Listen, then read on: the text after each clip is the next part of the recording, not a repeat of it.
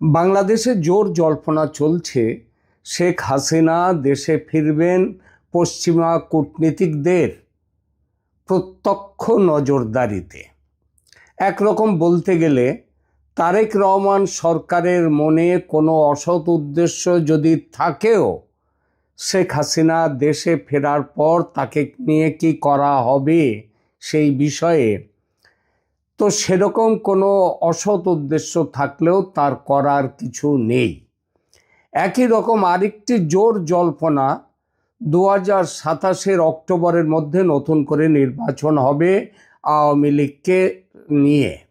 সেই নির্বাচনে আওয়ামী লীগ ক্ষমতায় আসুক, এটাই চায় এখন আমেরিকা সহ সমগ্র পশ্চিম দুনিয়া, এমনকি রাশিয়াও এটাই চাইছে। আর ভারত যে শেখ হাসিনাকে চায় এটা তো বলাই বাহুল্য। গত 5 আগস্ট দিল্লিতে প্রেস কনফারেন্সে শেখ হাসিনাকে রীতিমতো উৎফুল্ল দেখাচ্ছিল এই কারণেই। এই জল্পনার বাস্তব ভিত্তির ব্যাপারে কোনো প্রকাশ্য তথ্য আমার হাতে এই মুহূর্তে নেই, সেটা দিতে পারবো না, থাকা সম্ভব নয়। কারণ কূটনীতিতে সব কিছু একেবারে লিখিত পড়িত হয় না। কূটনীতিতে চোখের সামনে যা ঘটে, চোখের আড়ালে ঘটে তার অনেক বেশি। আর কথায় আছে, যা রটে তার কিছু তো ঘটেই। সুতরাং জল্পনা বলে উড়িয়ে না দিয়ে দেখা যাক সত্যিই কি কোনো বাস্তব ভিত্তি আছে এমন জল্পনার। যদি থাকে তো কি সেই বাস্তব ভিত্তি? এই আলোচনার দুটি অংশ।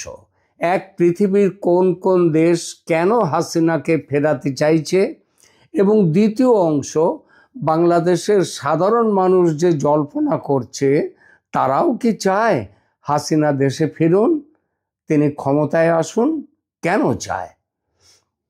শেখ হাসিনার দেশে ফেরা, পশ্চিমা ডিপ্লোম্যাটদের পর্যবেক্ষণ এবং 2027 সালের মধ্যে সব দলের অংশগ্রহণে সম্ভাব্য নির্বাচন নিয়ে রাজনৈতিক বিশ্লেষণে নানা জল্পনা কল্পনা তৈরি হয়েছে। গত 5 আগস্ট দিল্লিতে আয়োজিত ভার্চুয়াল প্রেস ইন্টারঅ্যাকশনে শেখ হাসিনার বক্তব্য এবং ডিসেম্বরের মধ্যে দেশে ফেরার ঘোষণা এই আলোচনাকে নতুন মাত্রা দিয়েছে। এই ধরনের কল্পনা তৈরি হওয়া বা রাজনৈতিক অঙ্গনে তা আলোচনার কেন্দ্রবিন্দুতে আসার পেছনে থাকে অনেক ভৌগোলিক, রাজনৈতিক, কৌশলগত কারণ। আন্তর্জাতিক পরাশক্তি যারা মাত্র 2 বছর আগে অনেক ষড়যন্ত্র করে ক্ষমতাচ্যুত করেছিল শেখ হাসিনাকে, তারা যদি আবার এখন সেই শেখ হাসিনাকে ক্ষমতায় ফিরিয়ে আনতে চায় তাহলে মানতেই হবে বড় কিছু পরিবর্তন ঘটে গেছে। বিকল্প সরকারের কাছে যে প্রত্যাশা ছিল সেটা পূরণ হয়নি, এটা একটা বড় কারণ। পশ্চিমা শক্তি কেন চলে গিয়েছিল শেখ হাসিনার বিরুদ্ধে? কারণ তাদের অভিযোগ ছিল শেখ হাসিনার আমলে যেসব নির্বাচন হয়েছে সেটা অস্বচ্ছ নির্বাচন। তিনি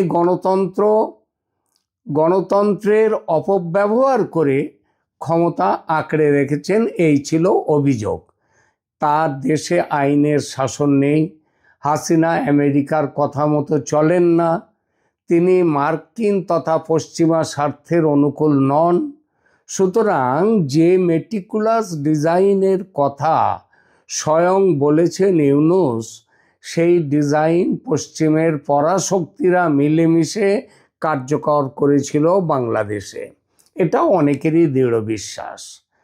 শেখ হাসিনা চলে গেলেন, তারপর কি হলো? মার্কিন যুক্তরাষ্ট্র, ইউরোপীয় ইউনিয়ন সাধারণত একক কোনো দলের প্রতি বা ব্যক্তির প্রতি সমর্থন দেওয়ার চেয়ে রাজনৈতিক প্রক্রিয়ার আন্তর্জাতিক গ্রহণযোগ্যতা ও তার স্থায়িত্ব নিশ্চিত করতে বেশি আগ্রহী।